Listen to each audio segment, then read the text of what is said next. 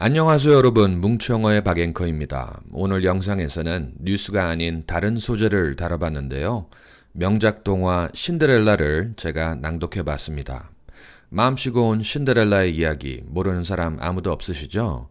제가 나레이팅한 오디오를 자녀분들과 함께 들으시거나 자장가 삼아서 들으셔도 좋을 것 같습니다. 아주 간단한 영어 문장으로 구성된 이야기여서 번역본 말고 주요 단어만 정리를 했는데요. 이번 기회에 해석판에 의지하지 마시고 이야기에 몰입해서 직청직해 하도록 하시길 바랍니다. 영어를 영어로 듣고 바로 의미를 파악하는 과정이 영어 체화에 정말 중요한데요. 이렇게 하고 난 다음에는 뭉치 낭독과 연속 쉐도잉으로 따라 말하기 훈련을 하시면 발음의 억양과 리듬감 배양에 큰 도움이 될 것입니다. 자, 이야기 시작해 보겠습니다. Once upon a time, a girl named Cinderella lived with her stepmother and two stepsisters. Poor Cinderella had to work hard all day long so the others could rest. It was she who had to wake up each morning when it was still dark and cold to start the fire. It was she who cooked the meals. It was she who kept the fire going. The poor girl could not stay clean from all the ashes and cinders by the fire. What a mess, her two stepsisters laughed, and that is why they called her Cinderella. One day, big news came to town. The king and queen were going to have a ball. It was time for the prince to find a bride. All of the young ladies in the land were invited to come. They were wild with joy. They would wear their most beautiful gown and fix their hair extra nice. Maybe the prince would like them. At Cinderella's house, she now had extra work to do. She had to make two brand new gowns for her stepsisters. "Faster!" shouted one stepsister. "You call that a dress?" screamed the other. "Oh dear," said Cinderella. "When can I—" The stepmother marched into the room. "When can you what?" "Well," said the girl, "when will I have time to make my own dress for the ball?" "You?" yelled the stepmother. "Who said you were going to the ball?" "What a laugh," said one stepsister. "Such a mess." They pointed at Cinderella. All of them laughed. Cinderella said to herself, "When they look at me, maybe they see a mess, but I am not that way. And if I could, I would go to the ball." Soon the time came for the stepmother and stepsisters to leave for the big party. Their fine carriage came to the door. The stepmother and stepsisters hopped inside, and they were off. "Goodbye," called Cinderella. "Have a good time." But her stepmother and stepsisters did not turn around to see her. "Ah me," said Cinderella sadly. The carriage rode down the street. She said aloud, "I wish I could go to the ball too." Then, poof! All of a sudden in front of her was a fairy. "You called?" said the fairy. "Did I?" said Cinderella. "Who are you?" "Why, your fairy godmother, of course. I know your wish, and I have come to grant it." "But," said Cinderella, "my wish is impossible." "Excuse me," said the fairy godmother in a huff. "Did I not just show up out of thin air?" "Yes, you did," said Cinderella. "Then let me be the one to say what is possible or not." "Well, I think you know I want to go to the ball, too." She looked down at her dirty clothes. "But look at me." "You do look a bit of a mess, child," said the fairy godmother. "Even if I had something nice to wear," said the girl, "I would have no way to get there." "Dear me, all of that is possible," said the fairy. With that, she tapped her wand on Cinderella's head. At once, Cinderella was all clean. She was dressed in a beautiful blue gown. Her hair was set up high on her head inside a golden band. "This is wonderful," said Cinderella. "Who said I was done?" said the fairy godmother. She tapped her wand again. At once a beautiful carriage came to be, with a driver and 4 white horses. "Am I dreaming?" said Cinderella, looking around her. "It is as real can be," said the fairy godmother. "But there is one thing you must know." "What is that?" "All of this lasts only to midnight. Tonight, at the stroke of midnight, it will all be over. Everything will go back to how it was before." "Then I must be sure to leave the ball before midnight," said Cinderella. "Good idea," said the fairy godmother. She stepped back. "My work is done," and with that the fairy godmother was gone. Cinderella looked around her. Did that even happen?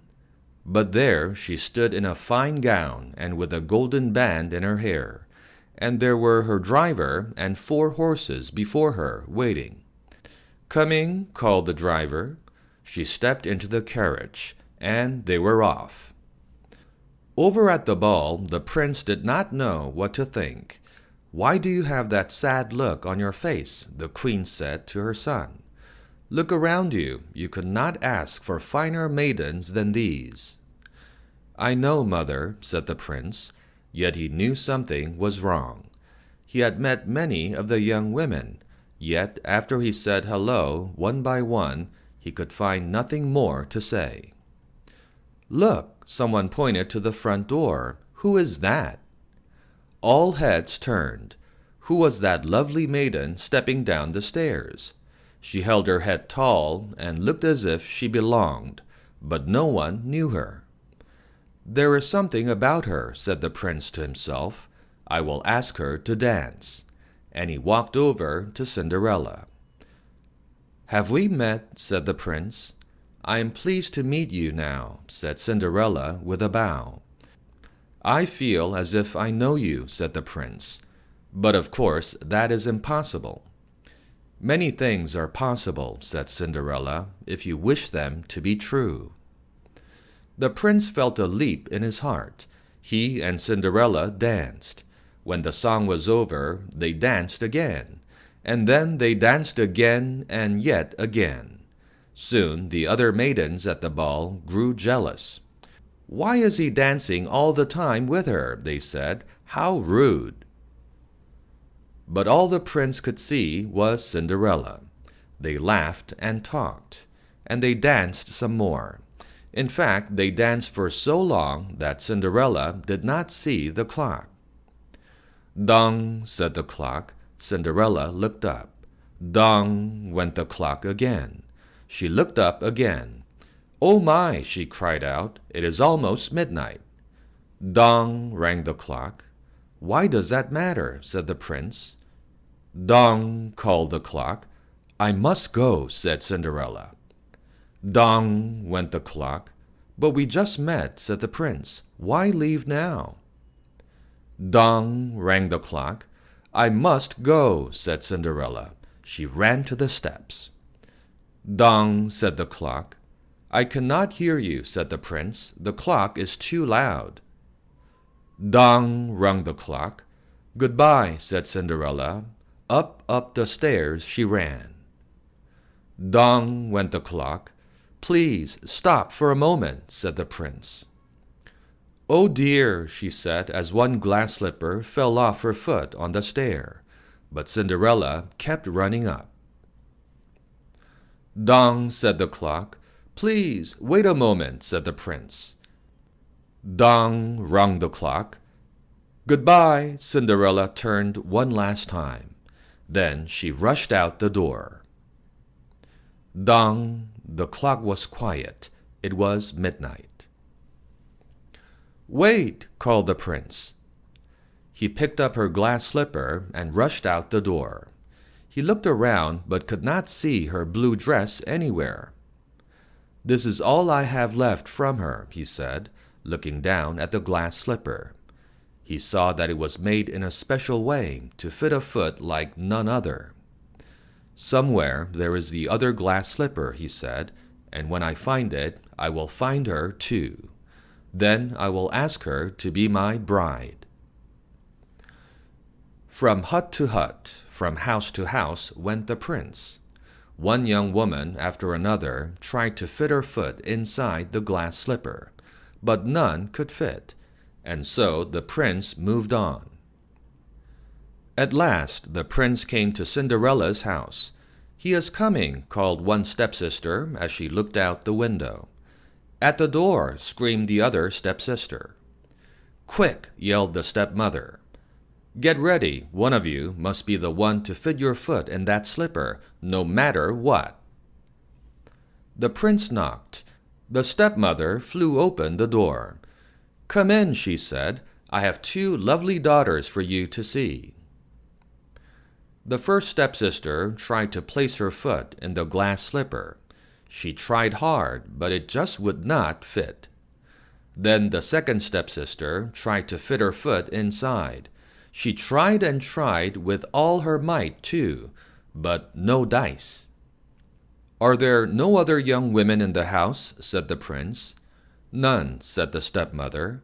"Then I must go," said the prince. "Maybe there is one more," said Cinderella, stepping into the room.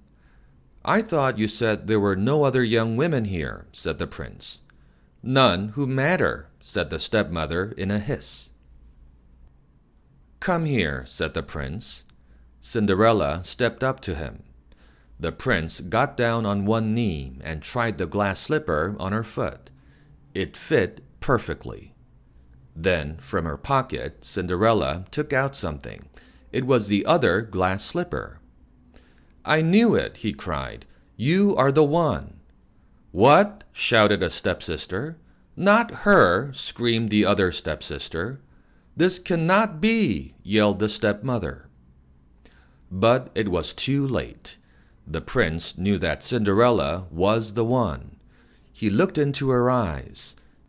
He did not see the cinders in her hair or the ashes on her face. "I have found you," he said. "And I have found you," said Cinderella. And so Cinderella and the prince were married, and they lived happily ever after. The end.